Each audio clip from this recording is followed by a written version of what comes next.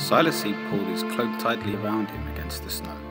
It had been a long walk through the forest, and he was chilled to the bone. But in his pockets, he had the herbs that Galen, the psychic woman, had given him for his new baby boy, Septimus, who had been born earlier that day. Silas grew closer to the castle, and he could see the lights flickering through the trees as candles were placed in the windows of the tall, narrow houses clustered along the outside walls.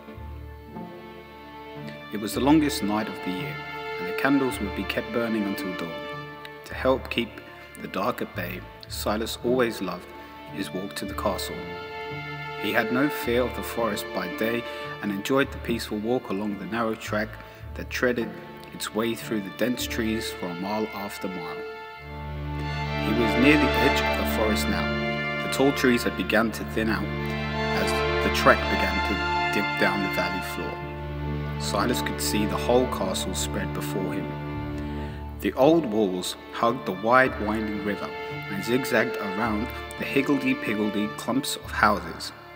All the houses were painted bright colours, as those that faced west looked as if they were on fire as their windows caught the last of the winter's sun rays. The castle had started life as a small village.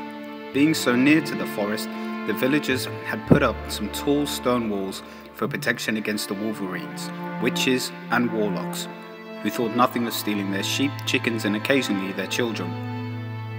As more houses were built, the walls were extended and a deep moat was dug so that all could feel safe. Soon the castle was attracting skilled craftsmen from other villages. It grew and prospered, so much so that the inhabitants began to run out of space until someone decided to build the Ramblings.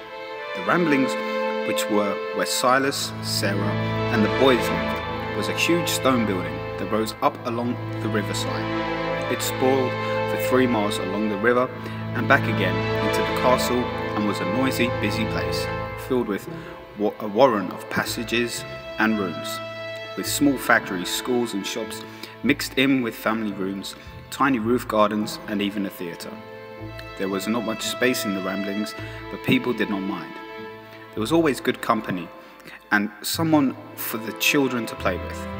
As the winter sun sank below the castle walls, Silas quickened his pace. He needed to get to the north gate before they locked it and pulled up the drawbridge at nightfall. It was then that Silas sensed something nearby. Something alive, but only just. He was aware of a small human heartbeat somewhere close to him. Silas stopped. As an ordinary wizard, he was able to sense things, but as he was not particularly good as an ordinary wizard, he needed to concentrate hard. He stood still, the snow falling fast around him, already covering his footprints, and then he heard something, a snuffle, a whimper, a small breath. He wasn't sure, but it was enough. Underneath a bush, beside the path, was a bundle.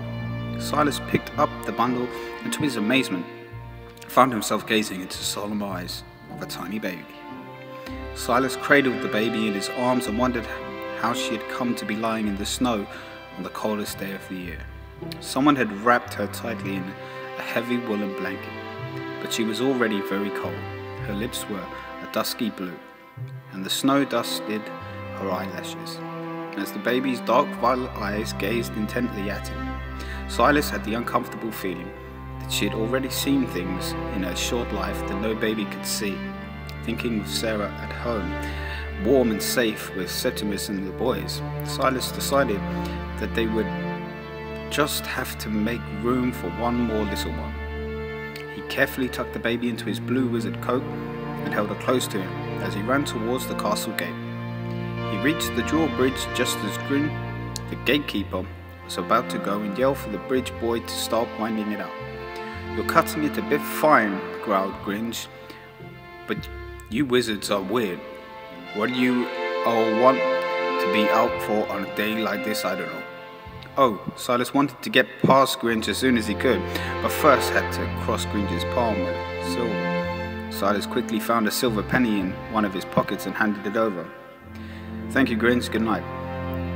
Grinch looked at the penny as though it were a rather nasty beetle.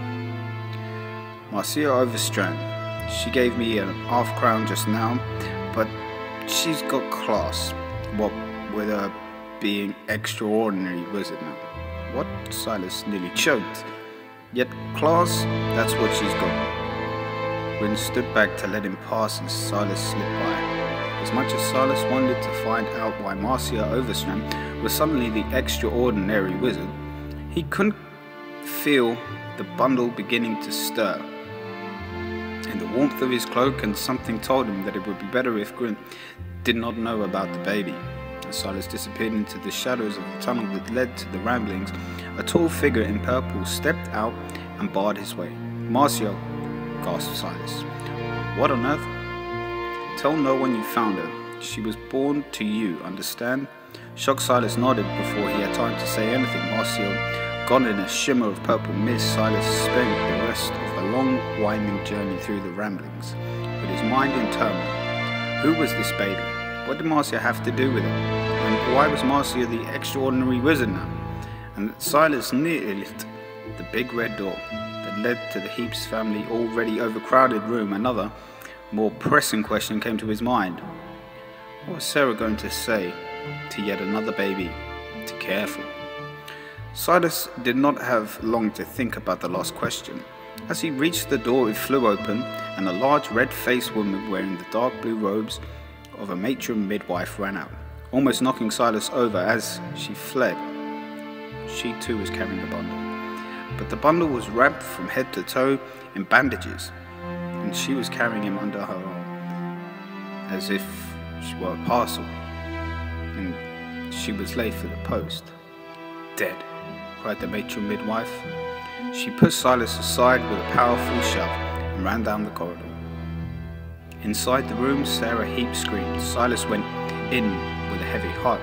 He saw Sarah surrounded by 6 white-faced little boys, all too scared to cry. "She's taken him," said Sarah, hopelessly. "Septimus is dead, and she's taken him away." At the moment, a warm wetness spread out from the bundle that Silas had still hidden under his cloak. Silas had no words for what he wanted to say, so he just took the bundle out from under his cloak and placed her in Sarah's arms. Sarah Heap burst into tears.